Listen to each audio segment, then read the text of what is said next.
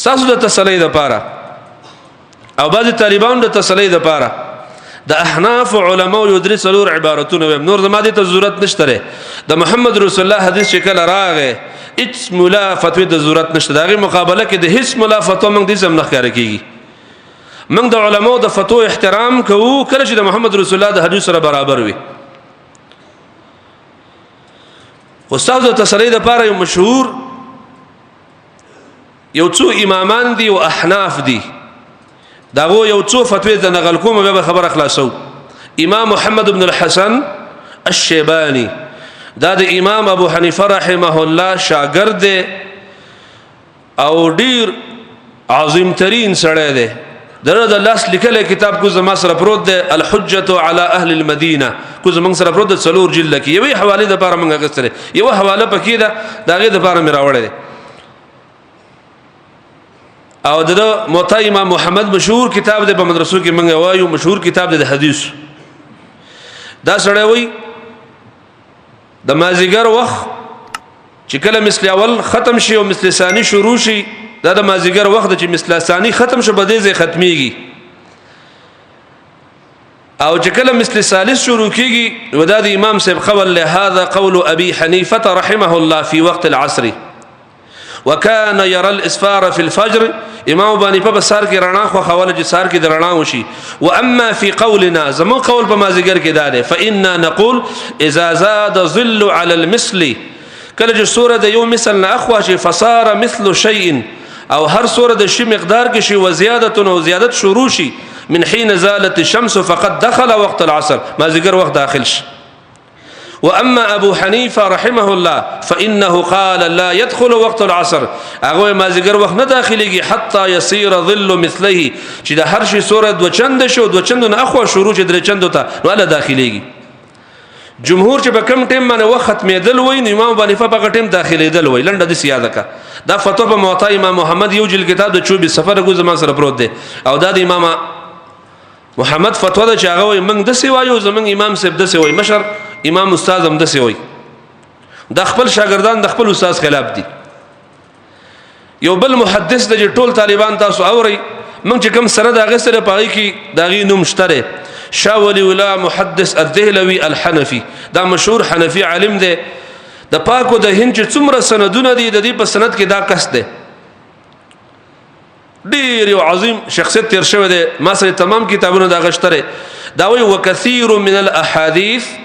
ډیر حدیث په دې دلالت کوي يدل على ان اخر وقت العصر ان تتغير الشمس، اخري وخت د مازیګر دا چې کله مکروه ټیم د نور زیړ شي. وهو الذي اطبق عليه الفقهاء، دا ټیم د فقهاو په دې تطبیق ورکړه دي. نو بیا وی فلعل المثلين بيان لاخر وقت المختار او الذي يستحب فيه، وشاید چې اخري وخت مختار چې کله ختميږي او منځ پکې مستحب ده دا مثلین دي. مثلین معنا د هر شي سوره دو چند شي، دا د مازیګر اخرنی وخت ده. دا ولی ولاد دهلوی سی وی. دا فتوا ده په حجت الله البالغه کې دا په 35 صفحه کې دا په اول جلد کې دا دو جلد کتاب ده. زمونږ تر په یو جلد کې دوه جلدونه دي. دا حنفي عالم ده. یو بل حنفي عالم علامه عبد الحي اللکنوي ابو الحسنات، دا مشهور سړی دی. دا حنفي دی او دا هندستاني دی، دا مخکینه سړی هندستاني دی. والانصاف في هذا المقام، وبدیزه کې انصاف دا دی ان احاديث المثل صريحه صحيحه، د مثل اولنا چې ختميږي په دې باندې حدیث صریح هم دی او صحیح هم دی. واخبار المثلين ليست صريحه، او اخبار د دو مثلین او د دو مثلین اخوا مازیګر شروع کیږي و دا صریح نه دی. بیا اخر کې دسه وای چې اخبار د مثلین او دا استنباط ده، او اخبار د مثل اول د مثل ثانی ته باندې مازیګر ختميږي دا صریح روایت د نبی وی. والامر المستنبط لا يعارض الصريح، مستنبط امر چې کوم د دا صریح سره مقابله نشي کوله. دا فتاوا د عبد الحي 194 199 صفحه ده. دا حنفي عالم ده. بیا وی وقال ابو حنیفه اول وقت العصر من حين يصير ظل مثلين، چې هر شي سوره دو چند شي او دا غي نه خو دریم چند شروع شو مازیګر اولنې وخت شروع شو وهذا خلاف الاثار دا د حدیث خلاف ده وخلاف الجمهور او دا د جمهور د قول خلاف ده وهو قول عند الفقهاء من اصحابي او دا د امام صاحب د بعضو شاګردانو قول دی وغيرهم محجور خدا قول متروک دا پر خودل شوی دی دا تعلیق الممجد دا تعلیق لیکل د عبد الحی صاحب په موطا امام محمد باندې دا حنفی عالم دی بل قول د بل حنفی عالم ابن ابي العز مشهور سره د امام ابن ابي العز الحنفي دا مشهور سره د کتاب د التنبيه على مشكلات الهدايه پنځه جلد کتاب د کو زما سره پروت دی ډیر بهترین کتاب د هدايه مشکلات لیکلی داوي ولهذا قال مالك والشافعي والثوري واحمد في روايه انه يخرج وقت العصر د مازیګر وخوزي اذا صار ظل كل شيء مثلي د هر شي سوره چې دو چند ته ورسیږي او دریم چند شروع شو د مازیګر وخت ختم شو ولا يجوز تاخيرها الى ما بعد ذلك الا لضروره د ضرورت نه بغیر تاخير د دو مثل نه خو نه دي کول پکار او بیا اخر کې وای فكيف يقال بدخول وقتها في الوقت څنګه بسړی و چې بدی وخت کې وخت داخل چې لکه امام صاحب رحمت الله علیه چې وای الذي دل الحديث على خروج دل الحديث على خروج فيه چې حدیث دلالت کوي چې وخت ختم شه او امام صاحب و چې وخت داخل شه دا څلور علما احناف د مذهب حنفي او د فقه حنفي بدی باب کې خلاف دي دا احناف هم د دلالت کوي د خبره کوي لکه څنګه چې اهل الحديث وای لکه څنګه چې امام شافعي او احمد او مالک وای چې د مازیګر وخت په مثلانو باندې ختميږي د هليږي نه چې مثل ثالث شروع شله مازیګر وخت ختم شي اغه نور فتوی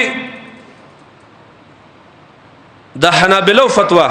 دا د حناف فتوا د حنابلو فتوا ته ما تاسو ول چې فتوا د ضرورت نشته په خطبو کې خو صرف تاسو تسلی د پاره ويم چې څوک خطا نه کې څوک به وجره دا ټیک د خود ضرور مذهبونه دی او زمنګ مذهب کې غوړ انت به سړی ته وی چې هغه حدیث هم د بیان ک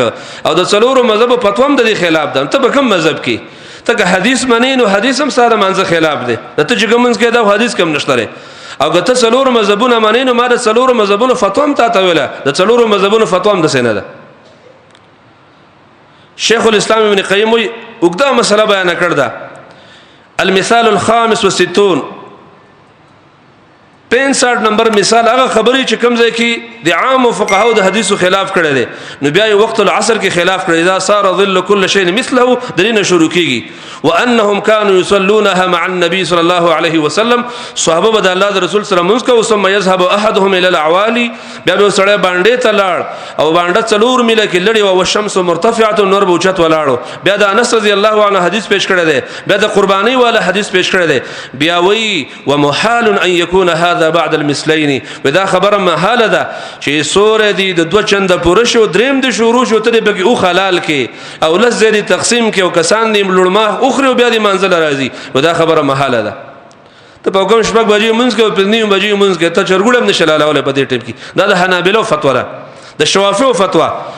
اما حکم المساله فمذهبنا